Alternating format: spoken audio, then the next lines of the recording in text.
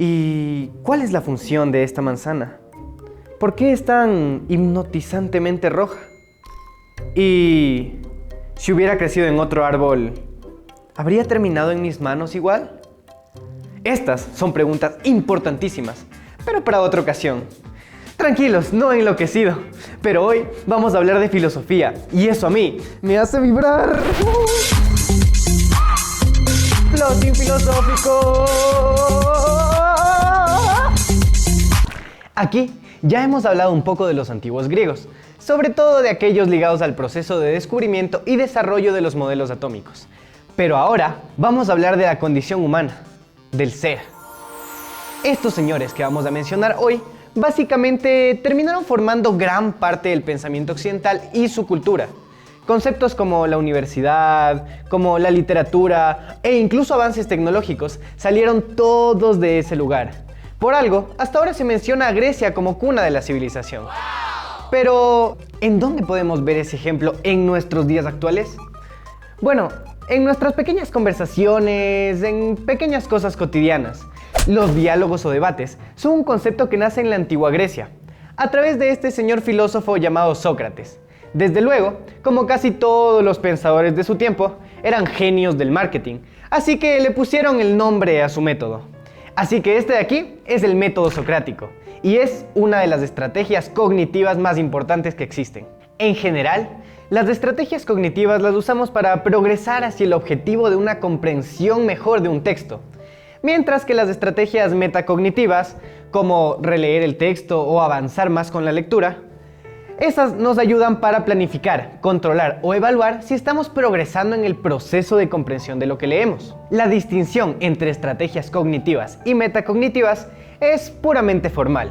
Ambas representan las herramientas mentales, estrategias de comprensión lectora, que conforman nuestro pensamiento estratégico necesario para comprender un texto. La diferencia esencial entre ellas reside en el motivo de los lectores para utilizarlas, bien para construir un significado y retener información, o alternativamente para supervisar, controlar y regular el significado que se construye al leer. Así, la estrategia de autopreguntarse se considera cognitiva.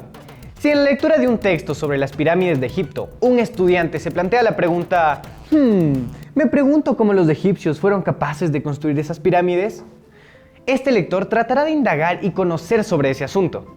Del mismo modo, una autopregunta se considera como una estrategia metacognitiva si ese mismo lector, leyendo una oración, por ejemplo, un explorador británico afirma haber encontrado los infiernos perdidos de los faraones, toma conciencia de que no está comprendiendo y se autocuestiona, ¿qué es eso de los infiernos perdidos?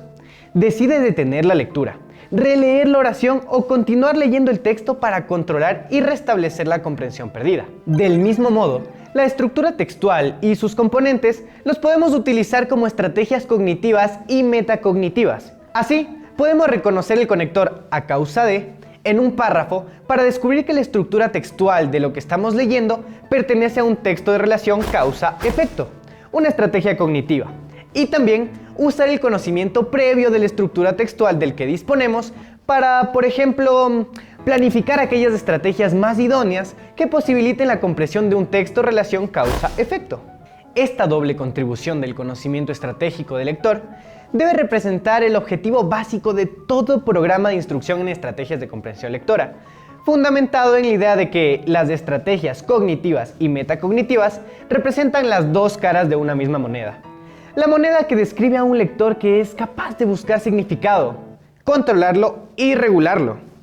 Durante los años 80 y los años 90, en los centros de profesores se invirtió mucho tiempo y dinero para que ellos utilizaran estrategias cognitivas, en orden a mejorar la comprensión lectora. Es decir, se buscaban métodos creativos para enseñar. Para ello, se enseñaba a los lectores a elaborar sus propias hipótesis. También se defendía, por ejemplo, que los niños hiciesen conexiones entre lo que leían y lo que pensaban para poder entender todo. Las editoriales inmediatamente empaquetaron el currículo de la enseñanza estratégica de la comprensión lectora y lo convirtieron en libros con colecciones de textos programados que incluían una serie de preguntas para generar esas ideas previas, establecer conexiones, producir inferencias, entre otras cosas. Todavía hoy Pueden encontrarse en el mercado y en las aulas libros de lectura de este tipo, supuestamente diseñados para que los estudiantes incrementaran su comprensión lectora. Muchos de estos materiales de lectura que se obligan a comprar el alumnado a día de hoy son una parodia de diseño de instrucción de comprensión lectora y pronto son convertidos en las aulas en las típicas fichas de lectura, aburridas y carentes de significatividad, para mantener ocupados a los lectores y nada más. Con este enfoque metodológico se imposibilita el debate reflexivo y estratégico de la comprensión del texto. Y sobre todo, se impide que los lectores aprendan de un modo explícito el qué, el cómo y el por qué del manejo de las estrategias de comprensión lectora. En otras palabras, se limitan las capacidades del lector para enfrentarse a una tarea de tipo cognitivo y metacognitivo como es la lectura. Por lo tanto, todo plan de instrucción en estrategias de comprensión lectora debe perseguir el objetivo de equipar a los lectores de las herramientas de pensamiento estratégico que les permiten planificar, supervisar, controlar y regular el significado de lo que leen. Con este propósito, los estudiantes van a aprender a.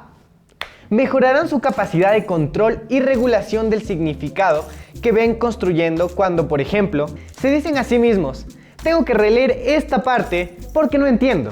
B. Valorarán la importancia de detener la lectura o leer más despacio y detenidamente determinados fragmentos del texto para poder comprenderlos de mejor manera. C. Se habituarán a buscar en el propio texto aquellas pistas que les clarifiquen el significado perdido. D. Aprenderán a reflexionar sobre lo que leen, autocuestionándose cuando falle la comprensión con la intención de repararla. ¿He releído o avanzado en la lectura para encontrar pistas del significado de esta palabra que desconozco? ¿He relacionado lo que leo con lo que sé, con lo que pienso, con lo que siento y con lo que creo? ¿Me he preguntado qué significa lo que he leído? ¿Estoy comprendiendo este texto? De los antiguos griegos se ha dicho mucho, y hay detalles que están envueltos en un relato de leyenda más que de realidad. En la antigua Grecia, los filósofos no vivían en una torre de marfil, dedicados exclusivamente a sus pensamientos e ideas, contemplando el mundo desde la superioridad de su intelecto. No, los filósofos de esa época se involucraban muchísimo con su pueblo. Como nosotros, iban a la tienda, conversaban con el Bessie. ¿Qué fue, Bessie? ¿Cómo le va? A veces hasta pillaban pancitos. Ellos no eran apáticos. Es más, si existieran a día de hoy, ellos serían algo así como influencers, pero súper inteligentes. Algunos de los primeros pensadores de la antigua Grecia fueron unos solitarios acérrimos, lo que les dio una fama ambivalente, a veces admirativa, otras veces despectiva. Por ejemplo, se cuenta que Pitágoras se encerró en una cueva y que cuando salió, flaco, macilento, gritando que volvía del infierno, todos vieron en él algo divino.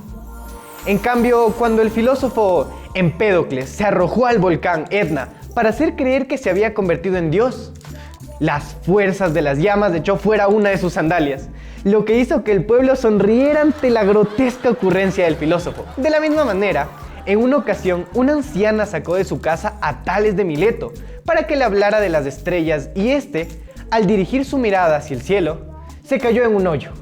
¡Chuu! Cuando el dolorido Tales pidió ayuda, la vieja acudió muerta de risa y le soltó un ¡ay, Tales! Pretendes conocer lo que está en el cielo cuando ni siquiera notas lo que tienes a tus pies.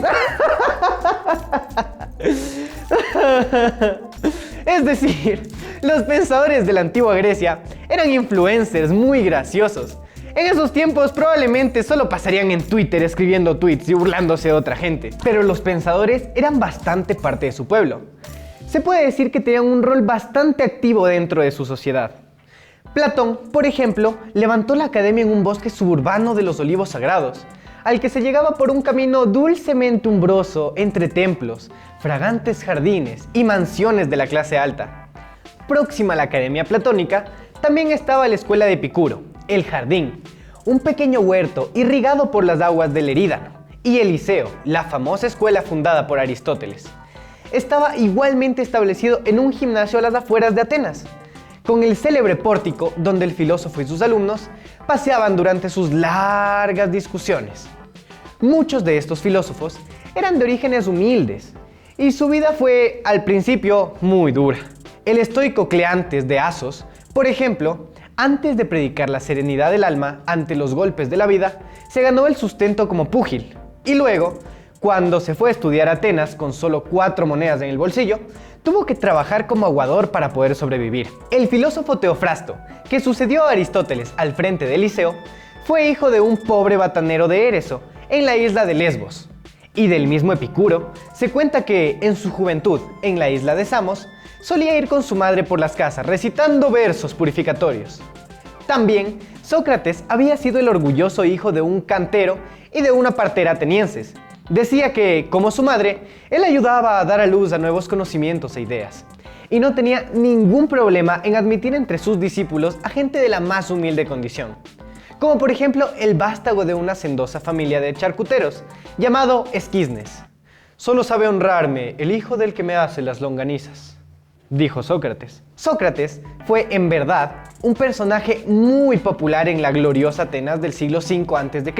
En su juventud, había servido destacadamente en las milicias atenienses, e incluso trabajó como escultor durante un tiempo, con creaciones que estuvieron expuestas en la Acrópolis. No desdeñaba otros placeres más mundanos, ya que aprendió a tocar la lira, danzaba con frecuencia, estuvo presente en los banquetes de los prohombres de la ciudad, a los que acudía calzándose las únicas sandalias que pareció llevar durante toda su vida, pues normalmente iba descalzo. Sócrates también participaba asiduamente en las asambleas y no dudaba en mostrar su parecer, incluso en contra de todos los demás. Se ganó así la envidia de muchos de los ciudadanos, hasta el punto en el que el año 399 a.C. se le acusó de corromper a los jóvenes y fue obligado a suicidarse. Definitivamente no me habría gustado vivir en esa época. La creciente inestabilidad política de las ciudades griegas en el siglo IV a.C. provocó respuestas dispares entre los filósofos. Platón marchó de Atenas tras la muerte de su maestro Sócrates y recaló en Sicilia, donde las cosas no le fueron mejor con el tirano Dionisio de Siracusa, que llegó a venderlo como esclavo. De vuelta a Atenas, compró la finca de la Academia y allí empezó a fraguar su mundo de ideas, en el que la realidad es inmaterial, es eterna, y a diferencia del mundo terreno, en el que la realidad es material y corruptible, y en el que, según Platón, se había corrompido la idea del bien, otros preferían entregarse a los simples apetitos del propio cuerpo, como predicaba el hedonista Aristipo. Los había, como los estoicos de la escuela de Zenón de Elea, que propugnaban el ideal de una mente imperturbable, que, guiada por la razón, se mantuviera ajena a los variables caprichos de la fortuna. Pero, ¿en dónde vemos todo ese pensamiento antiguo plasmado en la actualidad? Bueno, básicamente en el método científico que nos ha dado todos los descubrimientos tecnológicos de los últimos 1000 años, en la educación que recibimos y hasta en la manera de contar historias. Por ejemplo, el primer historiador del que se tiene registro fue el griego Heródoto, alguien que no solamente llevó el registro de los eventos históricos humanos, sino que los enlazó en un relato estructurado. La verdad, habría sido un gran youtuber, Heródoto. Saludos, yo soy el historiador Heródoto. Pero ustedes me pueden llamar Herodo Wolf. He recopilado toda la historia de la humanidad en 27 videos subidos a YouTube, así que vayan a verlos. Gente muy inteligente de la actualidad también se ha visto influida por el pensamiento de estos señores, entre ellos Slavoj Žižek, Jordan Peterson, Richard Dawkins y hasta el científico Neil deGrasse Tyson. Todos han hablado con mucho cariño sobre la gran influencia de la antigua Grecia en su forma de pensamiento y en la ciencia que desarrollan. Parte de las razones por las que también la antigua Grecia es respetada se debe a que la libertad de pensamiento era esencial entre ellos. La diversidad de ideas permitía que sea una sociedad bastante libre. Hemos evolucionado lo suficiente como para ahora tener amigos de distintas etnias, religiones y creencias. Por ejemplo, este es mi grupo de amigos, todos bacanes y ninguno es igual al otro. Y bueno, esta es la historia de cómo Grecia básicamente nos armó como sociedad.